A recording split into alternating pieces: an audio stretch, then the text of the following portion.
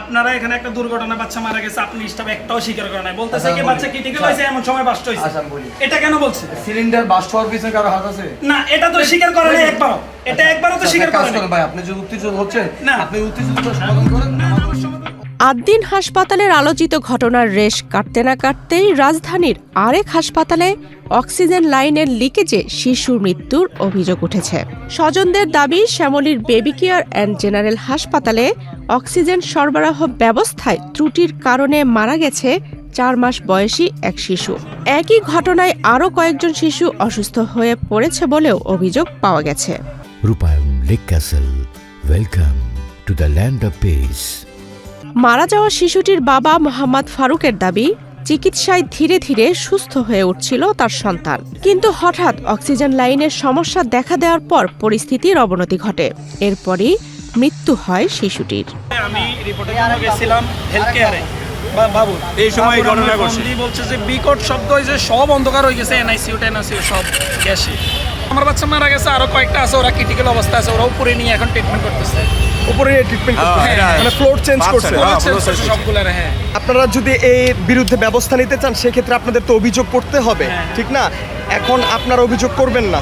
এখন আমরা বাচ্চা এই জন্য অভিযোগ করবো না। অভিযোগ করবেন না? আমরা অভিযোগ করব। আপনারা চাচ্ছেন যে পোস্টমর্টম না করুন, কেন চাচ্ছেন আসলে পোস্টমর্টম? আমাদের অনেক আদরের বাচ্চা আমরা চলে যাবো। আপনার নাম কি? আমার নাম ফারুক। ফারুক। আপনার বাচ্চার বয়স কত? 4.5 মাস। 4.5 মাস। আপনাদের গ্রামের বাড়ি কোথায়, কোত্থেকে এসেছেন? লক্ষ্মীপুরের রামগঞ্জ থানা। স্বজনদের অভিযোগ, ঘটনার সময় হাসপাতালের একাধিক কক্ষে অক্সিজেন সরবরাহের সমস্যা দেখা দেয়। এতে আতঙ্ক ছড়িয়ে পড়ে অভিভাবকদের মধ্যে। তারা ঘটনার সুষ্ঠু তদন্ত এবং দায়ীদের বিরুদ্ধে ব্যবস্থা নেয়ার দাবি জানিয়েছেন। তবে হাসপাতাল কর্তৃপক্ষ অভিযোগ অস্বীকার করেছে। তাদের দাবি, অক্সিজেন লাইনে লিকেজের সঙ্গে শিশুটির মৃত্যুর কোনো সম্পর্ক নেই। পরিপূর্ণ একটা হসপিটাল এখানে যদি একটা অক্সিজেন লিকেজ হয়ে থাকে সেক্ষেত্রে কিন্তু আমরা দায়বান না। এটা একটা সিলিন্ডার যদি বাস্ট হয়ে থাকে, সিলিন্ডারকে 100 কেজির উপর ওজন, বিল্ডিং ফ্লোর ভেঙে দিত আপনার। সেক্ষেত্রে আপনি কেন বলতেছেন বারবার যে সিলিন্ডার ব্লাস্ট হয়েছে? রোগীর স্বজন অভিযোগ, আমি ওনার কথা বলি হবে না, না, আমি বলি না। আপনার সরজমি দেখবেন, এটা ক্লিয়ার করার জন্য আমি দাঁড়ায় আছি। না, হ্যাঁ, এই জন্য তো আমি দাঁড়ায় আমার সাথে, আছি। আপনি আসেন আমার সাথে, আমি দেখাচ্ছি। এখন তো দেখার মতো কিছু না, সব তো পরিষ্কার হয়ে গেছে। ভাই সিলিন্ডার বাস্তব সিলিন্ডার আমার সাথে আসেন, দেখেন। সবাই দেখছে এটা আরো গার্ডিয়ান অভিভাবক আছে। এখানে এখন সব পরিষ্কার করা হয়ে গেছে, এখন এখানে মানে দেখার মতো কিছু নেই। ওরা যখন পরিষ্কার করছে। আচ্ছা, আমরা যাই, আমরা দেখি। ভাই এরা এগুলো সব অন্ধকার ধোঁয়া ছালি ছিল, এরা তো সব পরিষ্কার করে গ্যাস দিলে কি একটা শব্দ করে না? শব্দ করে। হ্যাঁ করে। সিলিন্ডার যখন একটা গাড়িতে সিলিন্ডার গ্যাস দেয় তখন কিন্তু যখন ফুল এটা প্রচন্ড শব্দ করে।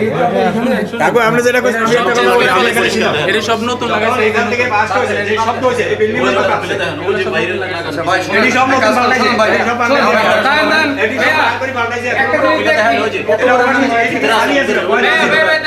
আমি বাস্তবে এই সিলিন্ডারটা ছাড়ি, আরে ওই যে নিচে খোলা আছে। ঘটনার প্রকৃত কারণ কি সেটি এখন তদন্তেই স্পষ্ট হবে। তবে একের পর এক হাসপাতালে অক্সিজেন সরবরাহ ব্যবস্থা নিয়ে প্রশ্ন ওঠায় উদ্বেগ বাড়ছে অভিভাবকদের মধ্যে। বিশেষ করে শিশুদের চিকিৎসায় ব্যবহৃত গুরুত্বপূর্ণ এই ব্যবস্থার নিরাপত্তা ও মান নিয়ন্ত্রণ নিয়ে নতুন করে আলোচনা শুরু হয়েছে। আফসানা রিপা, বাংলাদেশ প্রতিদিন।